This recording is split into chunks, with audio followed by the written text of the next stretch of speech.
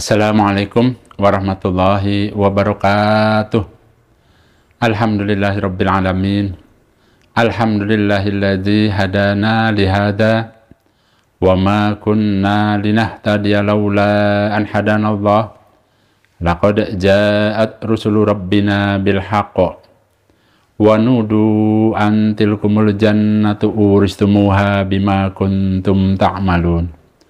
Ashhadu an la ilaha illallah wa ashhadu anna Muhammadan abduhu wa rasuluh sallallahu alaihi wasallam wa ala alihi wa ashabihi amma ba'da. Bapak Ibu yang dirahmati Allah, kembali di sini saya akan memberikan beberapa penjelasan yaitu mengenai sholat malam, ya, khususnya yaitu sholat tahajud. Tempo hari juga ada yang meminta kepada saya, hanya saja mungkin baru kali ini ya, insya Allah saya akan menjelaskannya. Ya, ada beberapa orang yang minta penjelasan mengenai sholat malam. Perlu diketahui Bapak Ibu, ada banyak ya hadis-hadis yang menerangkan sholat malam dan juga sholat tahajud. Nah, di sini saya akan menjelaskan, ya, namun yang saya akan jelaskan ini bagaimana caranya supaya ibu bapak mudah memahaminya. Jadi saya akan fokus ke sholat tahajud. Agar apa? Agar bapak ibu intinya inti dari pembekalan ini adalah bagaimana caranya bapak ibu itu bisa paham, yang kedua bisa melaksanakan. Itu ya. Jadi target saya itu bagaimana caranya apa yang saya sampaikan ini Bapak Ibu bisa memahaminya, kemudian bisa mengamalkannya, bisa melaksanakannya sesuai dengan tuntunan Rasulullah Shallallahu Alaihi Wasallam. Amalan yang pertama kali dihisab, ditanya oleh Allah, yaitu amalan mengenai sholat, ya, khususnya yaitu sholat yang wajib. Adapun sholat-sholat sunnah Bapak Ibu itu juga nanti ya bisa menjadi amalan andalan. Umpama pada saat ditanya ternyata sholat wajibnya banyak kekurangannya, disitulah nanti ya sholat sunnahnya bisa menambah nilai agar kita bisa lulus dari pertanyaan-pertanyaan yang ditujukan kepada kita. Karena apabila kita ditanya mengenai sholat dan ternyata lulus, maka kedepannya akan mudah. Ya, seperti itu. Kemudian ya, ada juga dalam hadis Tirmidzi dijelaskan mengenai keutamaan sholat tahajud. Nabi bersabda, lebih utamanya puasa sesudah puasa di bulan Ramadan, yaitu puasa di bulan Muharram, ya, yaitu puasa Asyura, tanggal 9 dan 10. Dan lebih utamanya sholat sesudah sholat wajib, yaitu sholat malam. Ya, ada dalam hadis riwayat Tirmidzi. Kemudian dijelaskan juga ada dalam hadis Abu Dawud. Nabi bersabda, barang siapa yang niat ingin melaksanakan sholat malam, maksudnya sholat tahajud, ternyata tertidur sampai subuh, ya, sehingga tidak terlaksanalah sholat tahajudnya, maka baginya tetap mendapat pahala sesuai dengan niatnya. Nah, itu keutamaannya. Apabila Bapak Ibu ya, pada saat umpamanya menjelang tidur, kemudian hatinya diniatkan ingin bangun malam, ingin sholat tahajud, umpama ternyata tertidur atau ketiduran sampai subuh, maka tetap baginya ya, pahala sesuai dengan niatnya. Ya, berarti mendapat bonus dari Allah walaupun tidak melakukan, tidak mengamalkan. Selanjutnya ada juga di dalam hadis Tirmidzi yang lain, ya, Nabi bersabda, hendaklah kalian mengerjakan sholat malam. Maka sesungguhnya sholat malam merupakan kebiasaan orang-orang yang solih sebelum kalian. Ya. Dan sesungguhnya sholat malam itu mendekatkan pada Allah dan menghalangi dari dosa. Dan menghapus dari beberapa kesalahan dan menolak penyakit dari badan. Ada dalam hadis riwayat Tirmidzi. Nah, berarti dengan keutamaan-keutamaan yang saya sampaikan, Bapak Ibu, ya, yang pertama, ya, dengan adanya kita melaksanakan sholat malam, punya kesempatan untuk berdoa di sepertiga malam yang akhir. Kenapa? Karena di waktu sepertiga malam yang akhir itu merupakan waktu yang mustajab untuk berdoa. Itu yang pertama. Yang kedua, pada saat kita melaksanakan sholat malam, ya, sholat tahajud tadi, ya, Allah akan mengampuni dosa-dosanya. Kemudian, ya, Allah akan menjauhkan dia dari penyakit. Itu diantara keutamaannya. Bahkan tadi dijelaskan, ya, barang siapa yang sudah niat ingin melaksanakan sholat malam, namun dia tertidur sampai subuh, baginya tetap mendapatkan pahala sesuai dengan niatnya. Kemudian, umpama ada yang bertanya, Pak, bagaimana prakteknya sholat malam? Ada dalam hadis riwayat Bukhari, qala berkata Abdullah, inna rojulan, sesungguhnya seorang laki-laki, qala berkata, siapa? Rojul. Ya Rasulullah, wahai Rasulullah, kaifa sholatul lail, bagaimana prakteknya sholat malam? Kemudian Nabi menjawab, qala bersabda Nabi, masna, masna, 2 rakaat, 2 rakaat. Faidah khifta subha, maka ketika kalian khawatir pada subuh, fa'autir, maka witirlah, biwahidatin, dengan 1 rakaat. Itu ya. Jadi ada seorang laki-laki menanyakan kepada Nabi, Nabi bagaimana prakteknya yang namanya sholat malam? Kemudian Nabi menjelaskan, masna, masna maksudnya 2 rakaat, 2 rakaat. Apabila kalian khawatir, keburu kesiangan, maksudnya keburu masuk dengan masuk sholat subuh, maka silahkan kerjakan yang namanya sholat witir 1 rakaat. Itu ya. Di sini saya akan mencontohkan, yaitu pada saat Bapak Ibu umpama berada di kota Mekah. Nah, biasanya ya, setelah para jamaah menyelesaikan sholat Isya berjamaah di masjid, ya umpama setelah selesai, itu biasanya berbondong-bondong keluar menuju hotelnya masing-masing untuk makan malam. Silahkan Bapak Ibu pergunakan makan malam, kemudian saya sangat menyarankan silahkan istirahat. Ya, kan tadi di sini saya mengarahkan bagaimana caranya supaya bisa sholat malam. Setelah istirahat dan tidur cukup, silahkan bangun. Boleh jam 12, boleh jam 11, boleh jam 1 atau jam 2, silahkan bangun. Kemudian silahkan berwudu, silahkan menuju ke masjid. Sesampainya di masjid, silahkan Bapak Ibu melaksanakan sholat tahajud. Pak, caranya bagaimana? Tadi kan saya sudah jelaskan sesuai dengan tuntunan di dalam hadis Imam Bukhari itu.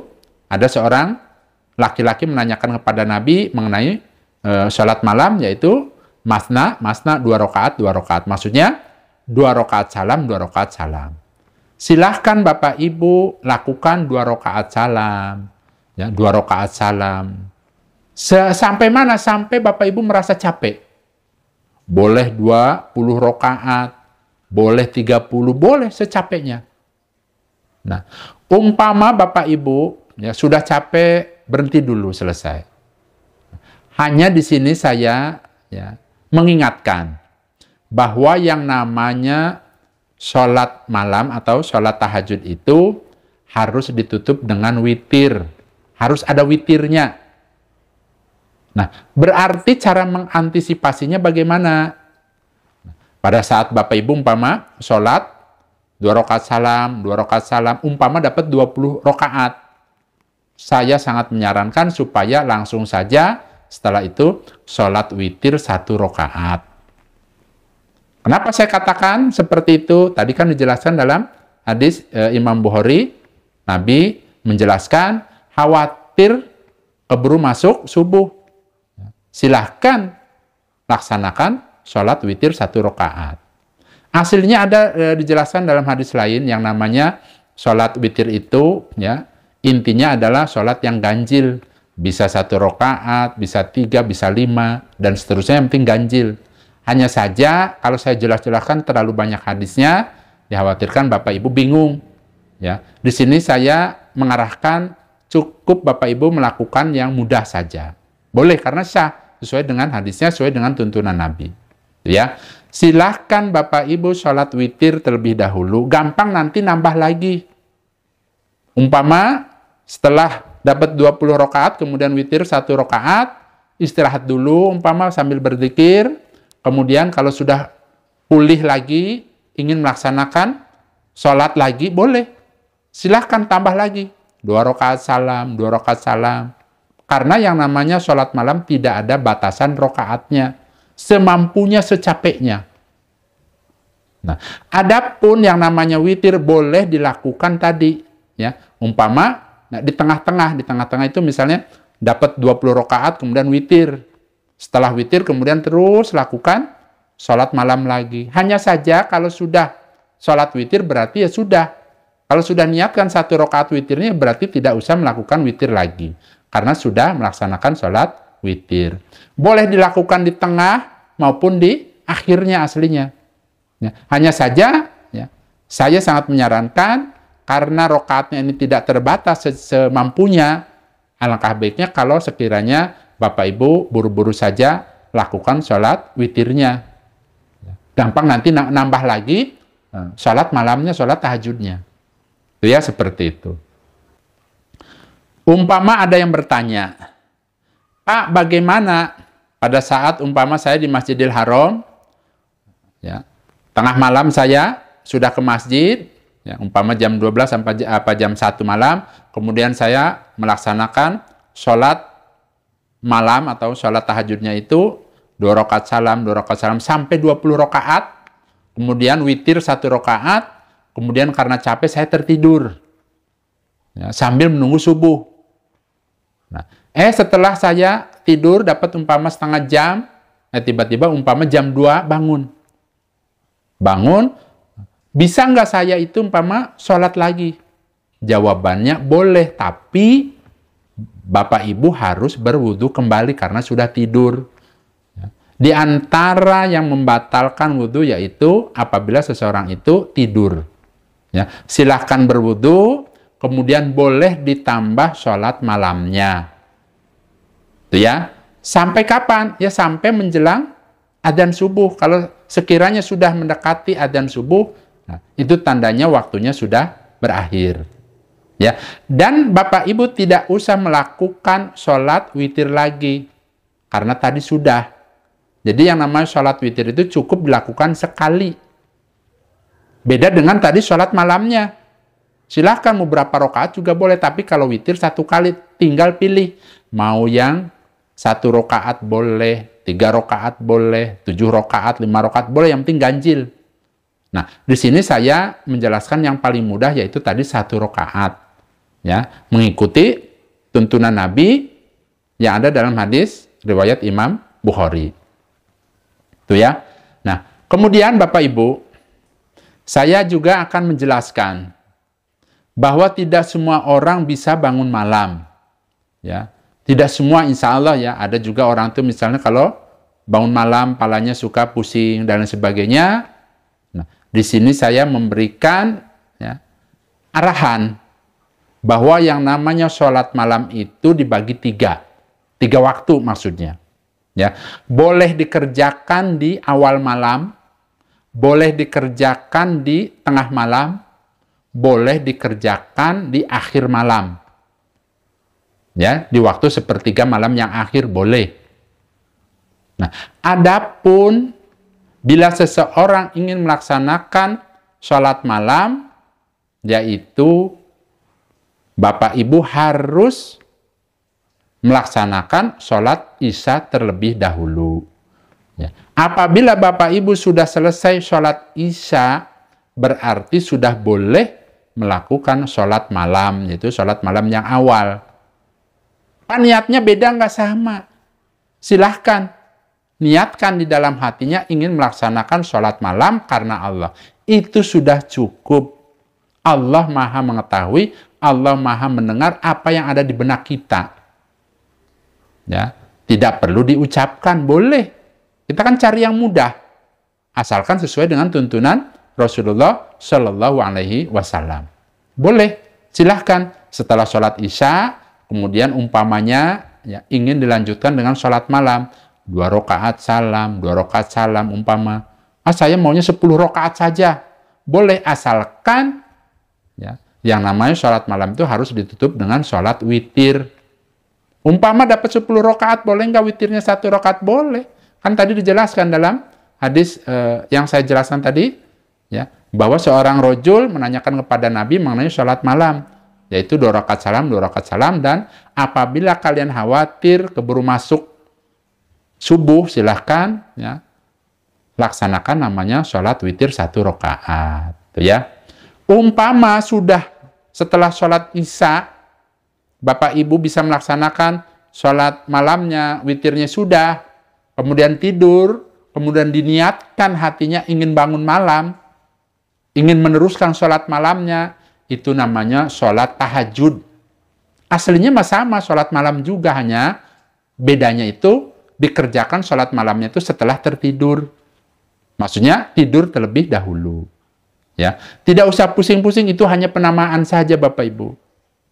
Ya, jadi umpama seseorang sudah melaksanakan sholat malam di awal malam, kemudian sudah sholat witirnya, kemudian dia niatkan sebelum tidur, umpama dia tidurnya umpama jam 10 malam, tapi hatinya ingin bangun malam, ingin melaksanakan sholat tahajud, kemudian setelah istirahat tidur jam 2 atau jam 3, bangun kembali, bisa meneruskan sholat malamnya. Hanya saja itu namanya, karena dia didahului dengan tertidur, namanya sholat tahajud.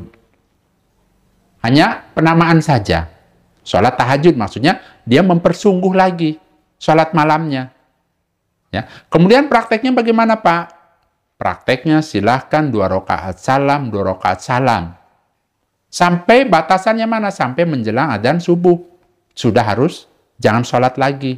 Tapi tidak perlu ditambah sholat witirnya. Tadi kan sudah. Pada saat waktu malam yang awal. Ya. Jadi intinya ya, yang namanya sholat witir itu cukup dikerjakan sekali. Kalau sholat malam boleh ya, berulang-ulang, maksudnya istirahat, tidur dulu, bangun lagi. Boleh, silahkan. Itu ya, seperti itu. Alhamdulillah, jazakumullahu khairan. Bila Bapak Ibu masih ada unek-unek yang ingin dipertanyakan, monggo silahkan ditanyakan di kolom komentar. Atau umpama ingin menanyakan hal-hal yang sifatnya pribadi, silahkan bertanya di Instagram. Nama Instagramnya abahjojo.354. Ya, di situ insya Allah mudah-mudahan saya sehat dan bisa menjawabnya. Alhamdulillah, jazakumullahu khairan. Saya rasa itu saja Bapak Ibu. Saya pamit. Wassalamualaikum warahmatullahi wabarakatuh.